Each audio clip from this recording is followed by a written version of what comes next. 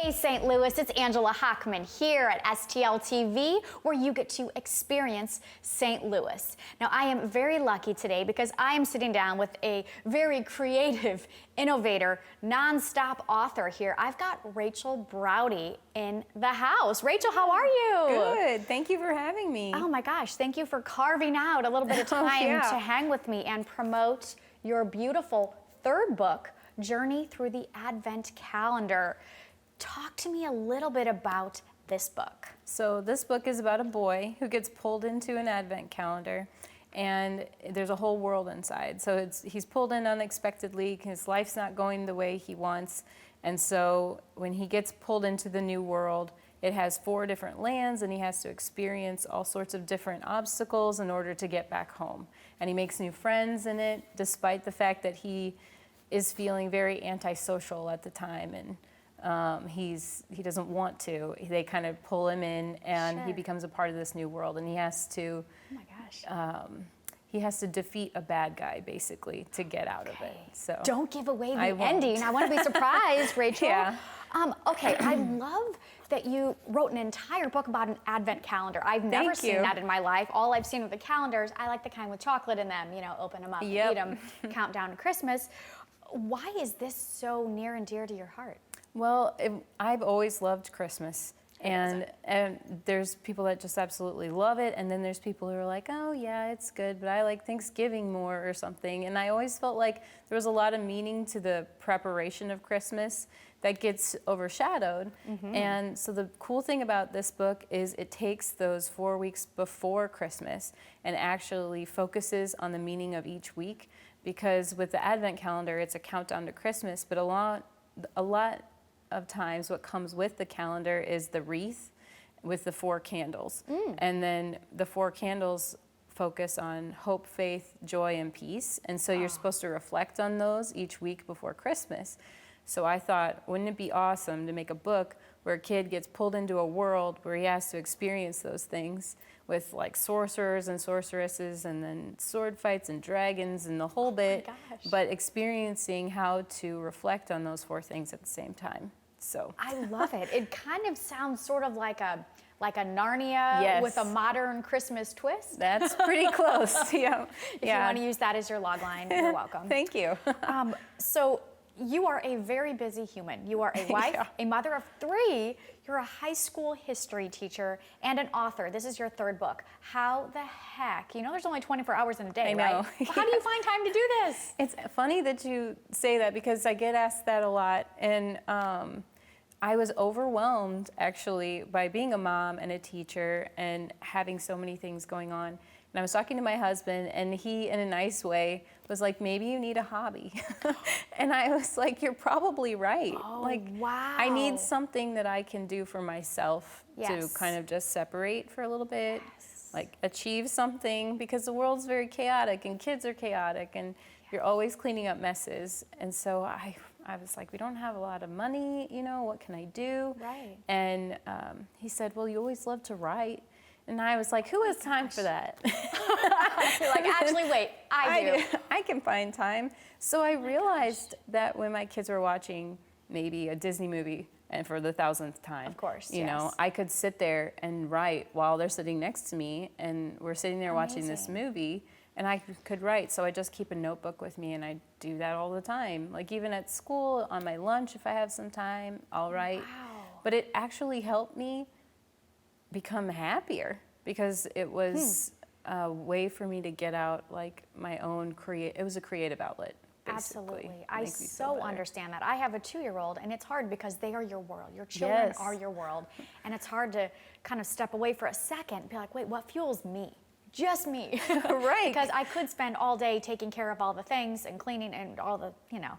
So I think that's really important that you took time to nourish your own soul, and it is clearly paid off for you. This is your 3rd book. It is, yes. So you have written under a pen name, R.L. Daly. You've got some adult fiction books there, and this is the first of the sort of a younger adult nonfiction, right? Yes, exactly. Okay, so Rachel, who inspires you? So it's interesting because my grandparents inspired me, and my parents inspired me to live my dream. And I always really enjoyed reading, and I really like Tolkien and C.S. Lewis. Yes. So obviously, yeah, you can see that with the books that I create. And my grandmas are inspiring the pen name R.L. Daly. So gosh. it's Rita, Laura, and then for my grandma Margaret, her last name was Daly. And so that was my first book. And I decided to write it whenever I was standing up in front of my seniors, since I'm a teacher, and I was telling them to live their dream, you know? And I emphasized that you can have lots of dreams. Like, there isn't just this Wow. one dream, and if that fails, it's over. Thank you for saying that. Yeah, A lot of really. people think everything is black or white and that's I your one know. chance, but it's like, that's the beauty of life. We have many chances and many Exactly. opportunities to dream. So you get to encourage your students all the while you're finding a lot of personal encouragement. Yeah, well, I was like, maybe I should take my own advice. Yeah. And so that was also part of it, because students have always said that they enjoyed my storytelling. And since I'm a history teacher, I would elaborate, you know, and get really excited about stuff. And so I decided to sit down and write. And one of the things I don't think a lot of people may realize is that teachers do inspire students, but those students also inspire teachers to just remember that they can dream, and that sense of wonder and excitement that you get from students all the time. And don't you just wish that kids could hang on to that wonder and excitement? I say that to my daughter all the time. I go, I want you to always get so excited about the teeniest, tiniest thing. I know, and it would be so much better if we did. And that's actually one of the reasons I loved writing this book, Journey Through the Advent Calendar, because that has been my favorite thing about Christmas since I was a kid, is the wonder. And I Yes, always the was magic. like, let's hang on to it, you know? And so I wanted to hang on to that wonder forever. And so creating this book was like a way for me to explain to the world how I felt about it, I guess. So, yeah. Well, let's dig in a little more there. What do you hope audiences and readers take away from this book? So this book, just like anything, I gave it like an impossible, it's almost like an impossible, I guess, expectation, because it's not impossible, but not a lot of books do it, I guess. But for people to take it and actually revisit it every year and find value in it when they're little, and then if they read it when they're 16 or read it when they're 20 or 30, like, they can find meaning and value in it the whole time, because everything in there has a deep meaning, from the name of the main character to the name of the lands, and there's a section in the back that explains what all the things mean. So, oh my gosh, like a glossary? yeah, it's... Thank you, more books need to do that. I know. Well, I thought, you know, when we read C.S. Lewis's books, Chronicles of Narnia, or Tolkien's books, people will get into, I wonder why he named the dragon this, or, you know, J.K. Rowling, like, why did she choose to do this? And so I put a little bit of that in the back so it would help the readers. Incredible. And you do have actual maps in the book too, which I appreciate on a lot of different levels. I love maps, obviously. So. Yeah, right. You're in the right profession. You're doing everything right. Yeah. Oh my gosh. So what, can I ask what's next for you? You've conquered that. Your hobby has really, really worked out well for you. It's working, yeah. What's next? So Hunting for Light is a trilogy. And so the second book is out. It's called Clutching Darkness. And so I'm finishing up the third one. Oh my gosh. And my first fans were family and friends. And so my great... Those are the best fans. They Let's just keep it real. Yes, they are. And my great aunts the second one just came out this summer. And my great aunts are like, when's that third one coming out? And I'm like, my man, you gosh. got to give me a minute.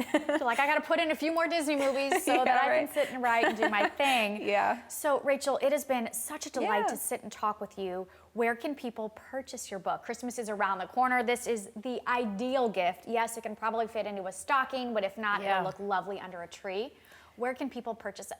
So you can get it where all books are sold, but we have a journeythroughtheadventcalendar.com website, and then I have my own website, which is rl-daily.com, and they can get all the books there too. So Perfect. Of course, follow her on social media, but honestly, check out the website. Her blogs are awesome. It feels like you are talking directly to the reader, and I so appreciate that. oh, that's great. I'm so glad you said that. Oh, it's true. Yeah, a lot of that really hit home, so thank you. Rachel, thanks so much for taking time. I know Yeah. you're super busy. I wish you the best of luck with this and all of your future books. Keep on honing your own personal creativity. Well, that you. is going to do it for another interesting conversation we've had today on STL TV, where you get to experience St. Louis. We'll catch you next time.